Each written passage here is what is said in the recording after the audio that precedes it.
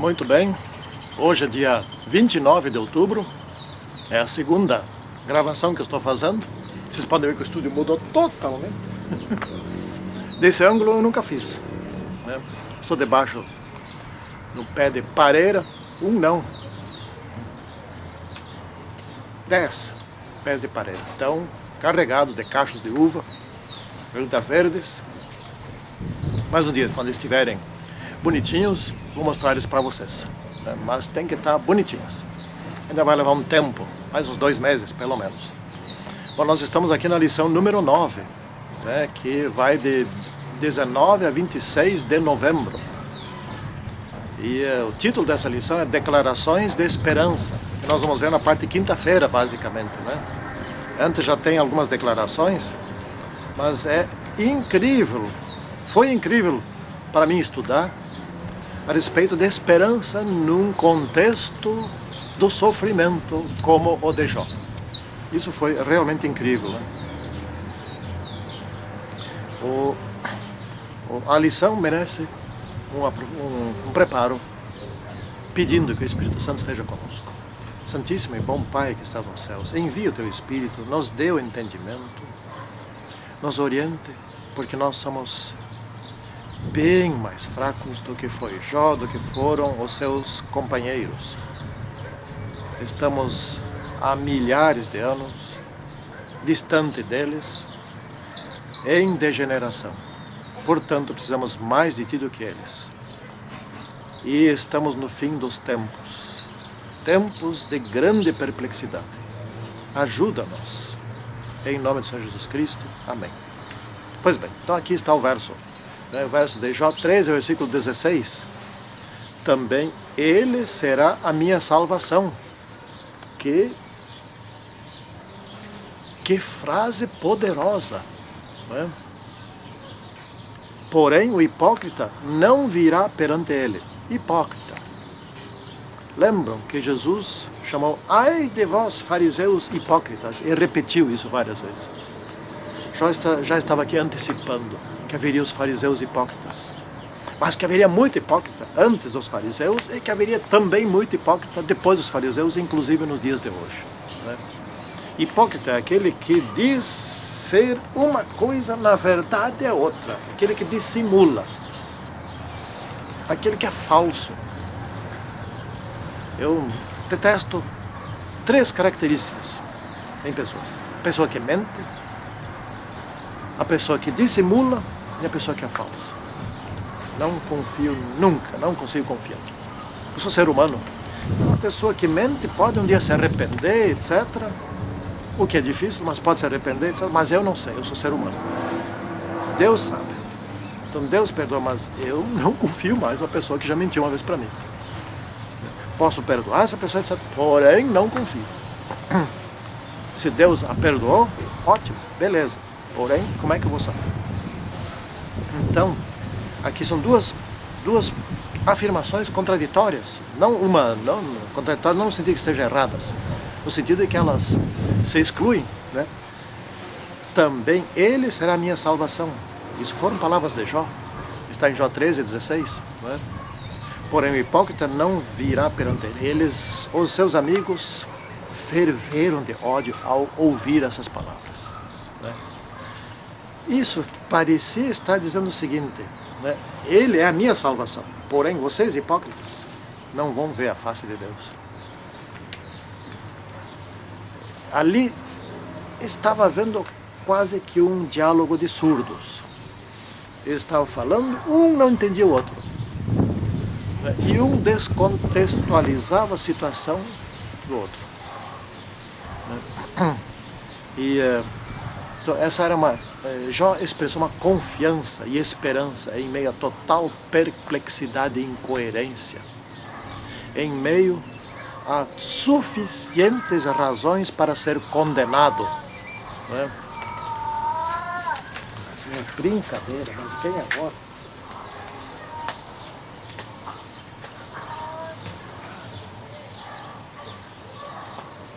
Gravando aqui, fica miando.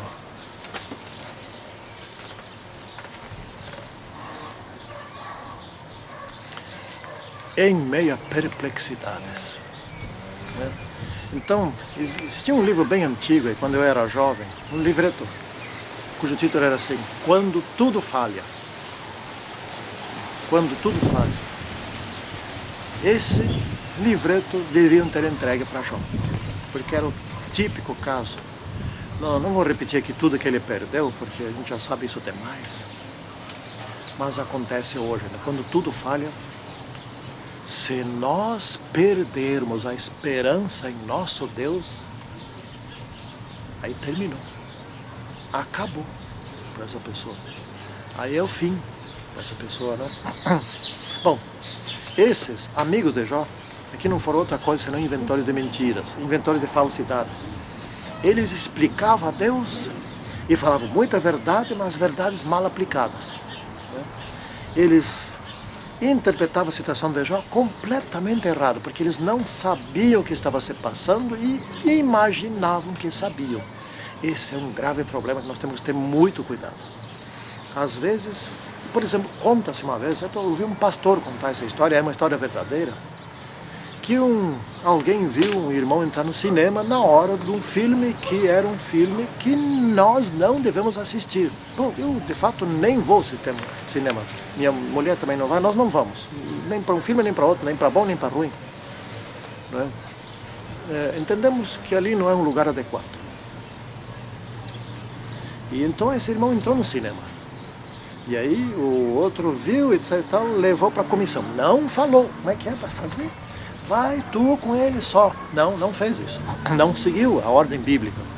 Não falou com ele, levou para a comissão da igreja. E não lembro bem mais o que houve na comissão, mas enfim, a história terminou assim. Esse sujeito foi dar estudo bíblico pro rapaz que estava cuidando do filme que estava. Então ele colocava a fita no filme, tinha a fita ainda, né? Era fita. Colocava ali, daí não tinha muito o que fazer, só ficava cuidando ali para caso desse algum probleminha, ele tomava providência. Então se combinaram os dois de dar o estudo bíblico naquele local ali, enquanto os outros lá na sala, no salão, ficavam escutando, vendo o filme, ele não via e dava o estudo bíblico pro rapaz ali. Algum problema nisso? Não.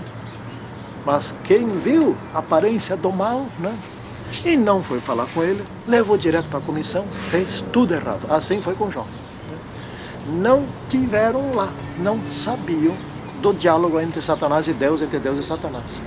Não sabiam das acusações de Satanás, não sabiam de nada do que aconteceu ali e julgaram Jó. Então é muito complicado a gente tomar uma decisão em cima de desinformação. Não é? Jó se defendia, Jó rebateu, Jó se defendia de tudo, né? E isso é um ponto muito importante para nós hoje, né? Vou falar daqui a pouco mais na parte de terça-feira sobre essa defesa. Então Jó disse assim, oxalá vos calasseis, né? Que ficasseis quietos, porque aparentemente é sábio quem se cala, porque ele não expõe a sua ignorância, a sua estultice, a sua estupidez, né? Falais perversidade em favor de Deus, ele disse. Pois é, Jó deve ter pensado, como foram confortadores aqueles 7 dias iniciais que eles chegaram aqui, choraram e não falaram nada e ficaram quietos. Como foi isso? Isso sim foi, porque agora só me acusam de algo que eu não fiz, né? E quanto mais era acusado, mais fé ele tinha em Deus e mais ele se apegava em Deus, apesar de aparentemente até para ele está sendo castigado, porque ele falava assim, né? Estou sendo castigado e não está sendo justo isso. Mas Deus sabe o que faz, né?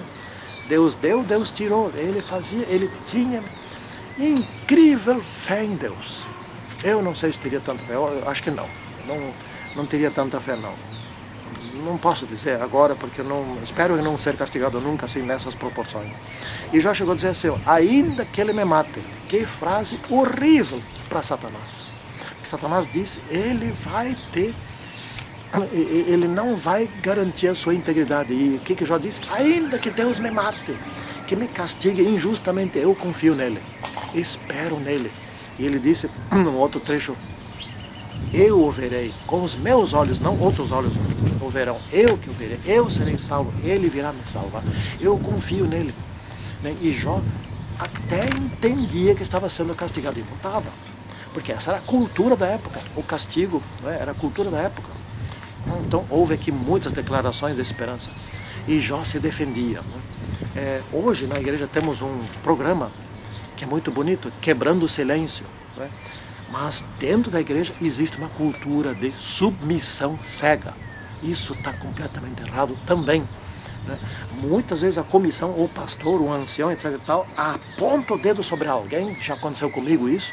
E eu senti o quanto isso é trágico, quanto isso é dramático, quanto tu não consegue convencer alguém outro, persuadir alguém outro de que está errado, e a pessoa insiste que ela está certa. Quando acusam sem base, de modo falso, né? Sem base bíblica, sem base no manual da igreja e sem base nas leis do país. Né? E se acham completamente corretos. Jó se defendia. Nossa igreja defende o programa Quebrando o Silêncio. E nós temos que nos defender. Perante Deus nós temos esse direito, e perante a Constituição brasileira nós temos esse direito, e temos que nos valer desse direito, porque senão muitas coisas injustas acontecem dentro da igreja por falta de vai tu com ele só falar, né? Vai tu, fala com ele só e resolve esse assunto. Vê primeiro, faz o levantamento, se tiver que fazer alguma outra reunião, tiver que tomar decisões mais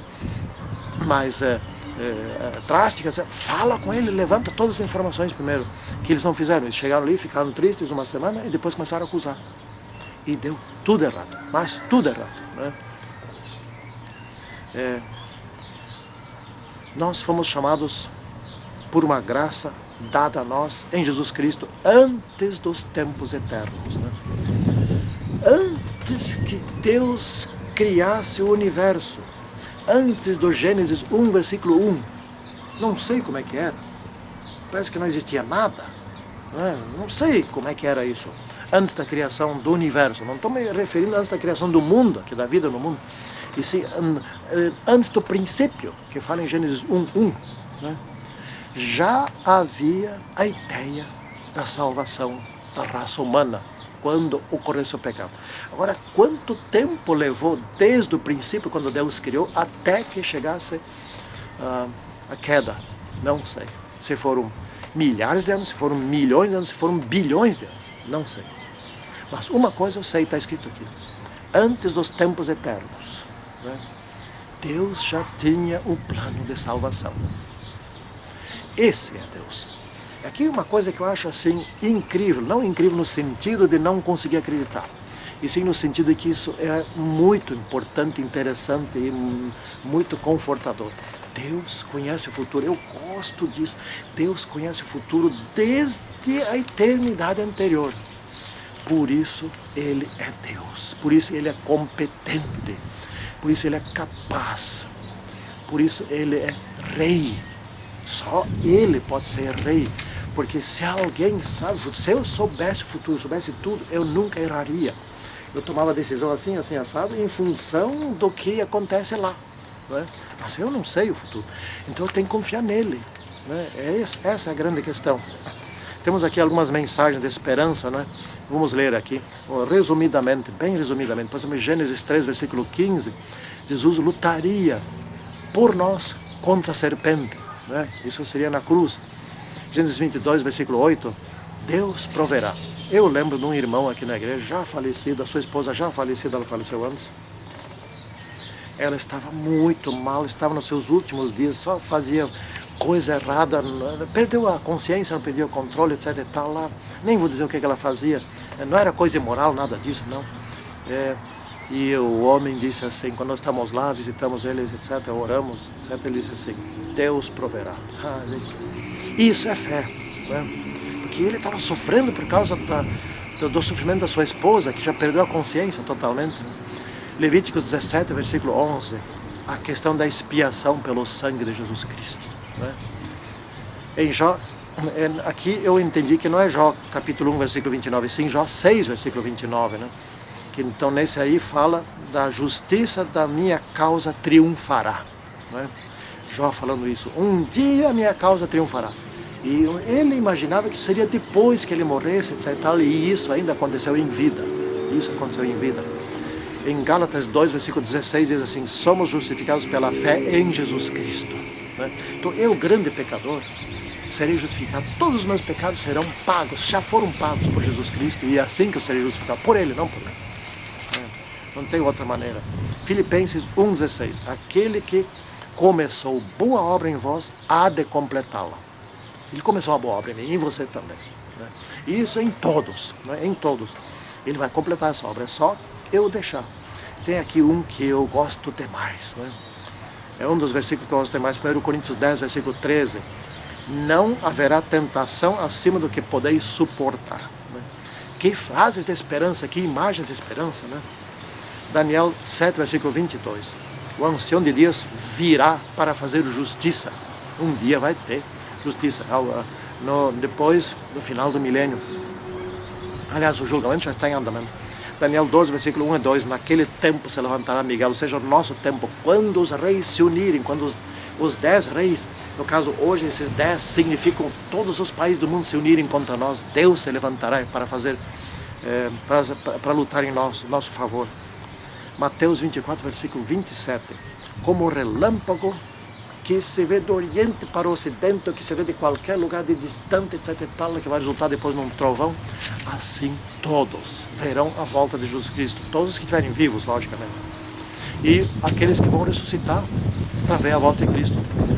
Os bons e os maus, especialmente aqueles que julgaram Jesus Cristo e aqueles que perseguiram santos ao longo da Idade Média e outras épocas. Último aqui, Daniel 2, versículo 44. Nos dias destes reis, né? Ou seja, nos dias dos dedos da estátua ou nos dias dos chifres do dragão, que é a mesma coisa. Iria acontecer isso. Nós já estamos nesses dias. Né? Faz um bom tempo, já alguns séculos, estamos nesses dias. E, portanto, nós estamos agora nos últimos dias, porque esses dias seriam longos, mas já passaram os 1260 anos. Já passou um bom tempo depois de 1844, já estamos vendo os sinais da volta do Senhor Jesus Cristo. Que todos nós possamos nos fortalecer na história de João. E que possamos ser salvos, como ele certamente também já está salvo. Santíssimo, Santo e Poderoso Deus, continue conosco, nos fortalecendo, nos orientando, em nome de Senhor Jesus Cristo. Amém. Tchau.